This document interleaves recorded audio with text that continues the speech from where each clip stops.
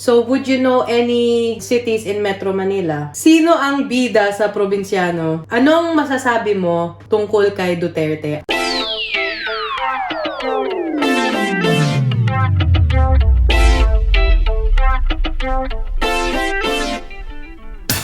Hello guys! Hello. Welcome back to another vlog! Today we have a video with my dad. We are allowed naman to see people in our own bubble. Dito tayo na. Sit down on my knee. Yan. Well, nag-order kasi ako ng Filipino food and I invited my dad para makakain naman siya kasi namimiss na niya ang Filipino food. So, we're not gonna do a mukbang video but in a bit, I will try and speak to my dad if he will allow. Baka pwede tayong mag-video kung hindi siya nahihiya and if he's in the mood. Welcome again and don't forget to subscribe. Subscribe and hit the bell button. I'm gonna fall. So you don't miss a video. So here's the food that we are going to have today. We ordered again from online store. We have pansit palabok, lechon kawale, bagnet kare-kare, pulutok, which is the bopis kapampangan, beef caldereta, and we also have ube, cheese, pandesal, kutsinta, and puto. And our special guest. So how is it? What's that? Did you just eat lechon kawale? Lechon kawale and this pampangan I didn't go on what is that They call it, no, it's bopis, so it's called pulutok. Yeah, How does it taste? Masarap. I like tinuguan. Masarap.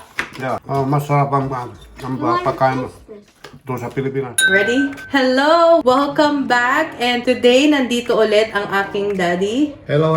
Kumusta kayo? There's Sa inyo lahat doon sa Pilipinas. a lot of people have been requesting that I make videos with you again. I am going to see how much my dad knows about the Philippines in general. Any topic. Well, you can pick anything. Marami ka bang alam about sa Pilipinas? Marami kang alam tungkol sa Pilipinas? Pwede. Konti na lang. Because you lived in the Philippines 25 years. Yeah, first time I arrived in the Philippines was 1981. So since then, until I moved here to London, it was 2003. Yeah. So, I'm sure marami siyang alam. What do you guys think? If you haven't seen our other videos, the other videos I have with my dad, go ahead and check them. The links are down below or you can watch them after this video. Okay, so mag-umpisa na tayo? Okay. Okay. This is just easy. We're just talking. So, would you know any cities in Metro Manila? Oh, there are plenty. Can you name? Well, at least we lived in Parañaque, which was neighboring Pasay. Then there was Alabang, south of the Las Piñas. Then we got Quezon City. We got Rizal was before one. Then we got Makati, Quezon City, San Juan. If you go even to the south, outside we can go to Laguna, but that's not Manila anymore. Then we can go even to Tagaytay. We can go to Batangas, but that's not Manila anymore. Yeah, in the north, aside from Quezon City. Anything that comes to mind? You Starts with a K. Caloocan City. Yeah. Yeah, Caloocan City. Okay, so he knows a lot We go about the to cities. main Manila because we can go to Tondo, Binondo, and we can go to Vito Cruz, Santa Cruz, we got So, Santa Ana. In Manila itself, ano ang paborito mong lugar? The Manila, Makati, of course, is the best one, but you know, it's a different city. But if I want to go to, I like the area where we go to intramurals. Ah, because of the history and the Spanish history there. yeah. Intramurals, of course, Yeah. you know, of course, would like to go to, But you've been to Intramuros, right? of course. Every time when I had to go to immigration, it is Yeah, Philippine Embassy is there, no? BIR. BIR. Yeah. I'm not sure if you can still remember the pop culture. Well, that time when I went there in 1980s, remember this old Eat Bulagas when So, sino yung tatlo na sa Itbulaga? Vic Soto and wait a minute, this So, TVJ. both Sotos and then this what is that? Joey. Joey, yes. Senator Soto now. Tito and then Soto. Tito Soto. Yeah. I'm going to show you a picture and tell me if you know who this is. Pilita Corrales. Yeah. Alam mo kung ano yung kanta niya? I forgot their names. You know, don't ask me anymore.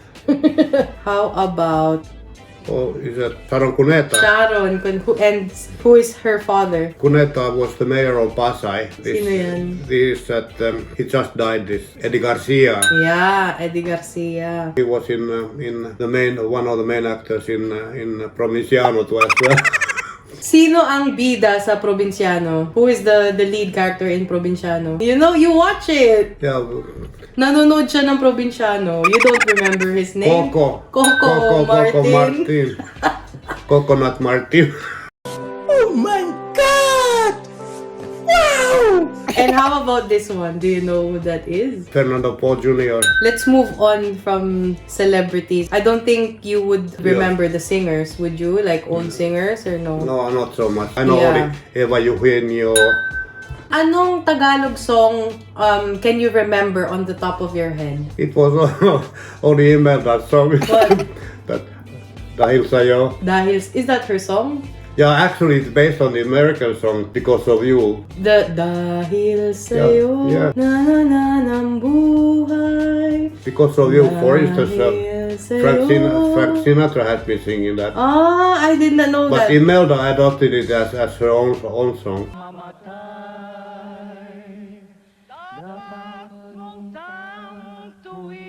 Because he wanted to sing it in every place. Okay, I did not know that Imelda Marcos, her favorite song was Definitely, Dahil Sa'yo. Imelda Papin has been singing that too.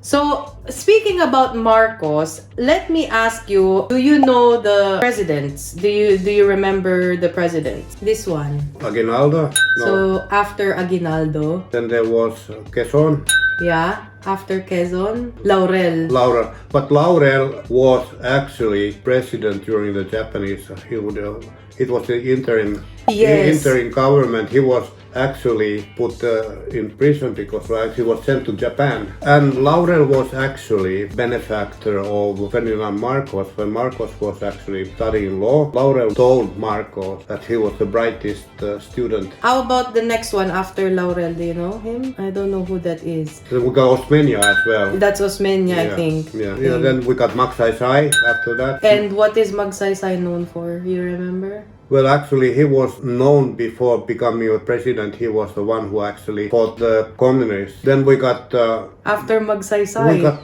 Macapagal. Macapagal. Yeah. So, No, after Macapagal. was it Marcos? Marcos over in 1965. Then we got Tita Cori there, and then we got. I have met this Mr. Cigarillo, Mr. Ramos. You met him? I have met him. I shook his hand. Really? At the Finnish Embassy.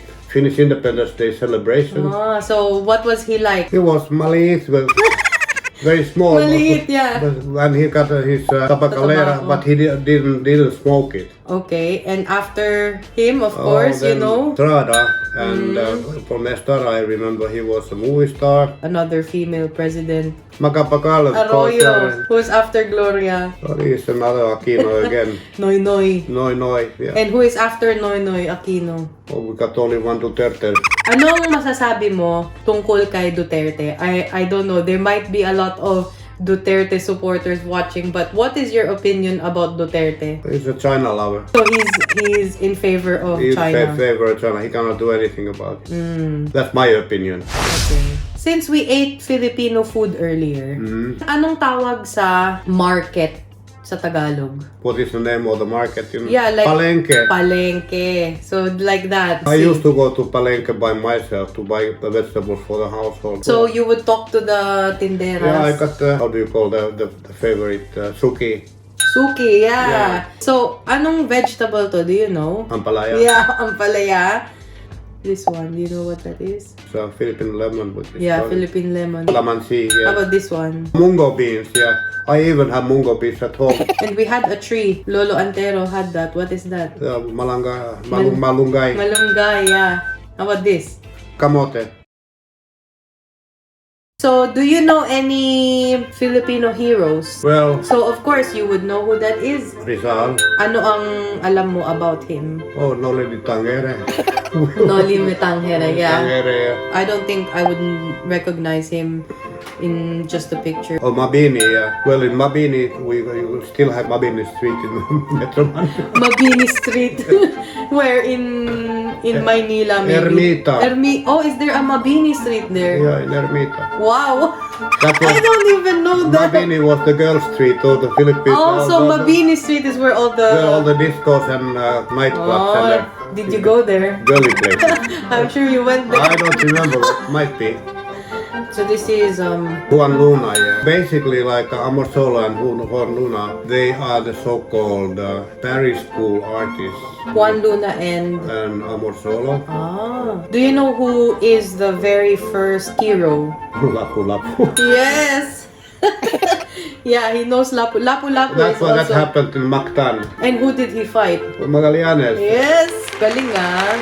And America called Magellan, but we Magallanes. We have gone to Magallanes. There used to be a Magallanes big shopping complex. You remember that we went to that there was a Shakey's. Shakey's. So we're talking about the history a lot. So who were the occupiers of the Philippines? First was were the Spaniards. Actually, Spaniards were not the only conquistadors who came over here. Before them, the Indians, the Arabs, the Chinese. So that was when there was the barter. The Philippines was one stop on the so-called Spice Road, where the Spanish came over with the galleons. So the biggest trade was from between Manila, or Cavite, and Acapulco. Acapulco in Spain, in Mexico. Mexico. Mexico, yeah. Filipinos were actually the ones who built them, because the Ilocanos were the ones who carpenteros. Manila was the place where they actually built The the galleon. Cavite. Wow, I'm learning history again. Okay. So lahat ng materials was Philippine made. Yeah, Philippine made. Wow. 1700s, the British wanted to invade Manila, but they lost the battle. The British lost the battle with the Spanish. When the American turn of the century, in the so-called Battle of Manila, and who Okay. was the general? He's asking me Who battle. was the general who actually is very dominant, even was in one of the Manila main streets, to Admiral Dewey. Oh, Huey Dewey. Dewey Decimals. If no, is that different? Dewey. General Dewey. Okay, I don't even. Rojas Boulevard used to be Dewey Boulevard. Oh, Dewey Boulevard. Oh my gosh. So, I'm not great at history. Siya ang magaling. 400 years old conquistadors. Yeah. 40 years we have Hollywood. 4 years Japanese samurai. Okay, and then we became independent in 1946. so you said that you know a lot about the transportation. Well, especially I know that jeepney history, but basically when it comes to the origin of the Philippine jeep, in Manila we had the autocalesa, and the original autocalesa was actually based on the 1932-1933 Austin Bantam, which was a very compact car. And it was a six-seater. You could put 6 adult Filipinos in that. Hindi ko to alam ha. So this was the inspiration for the jeepney. 90. So it looks like yung harap, the front of the jeepney does Yeah. look like that, and the body as well is like very Yeah. like square or something. Square. Yeah. And then after that, Willys. By the end of 1930s, the most popular taxi cab. Willys became a famous brand as Willys Jeep, Wow. which actually is the basic origin of the jeepney. The American Marines and American forces, they used Willys during the Japanese invasion when the Americans came over Yeah. to lay the Gulf here. And Wow.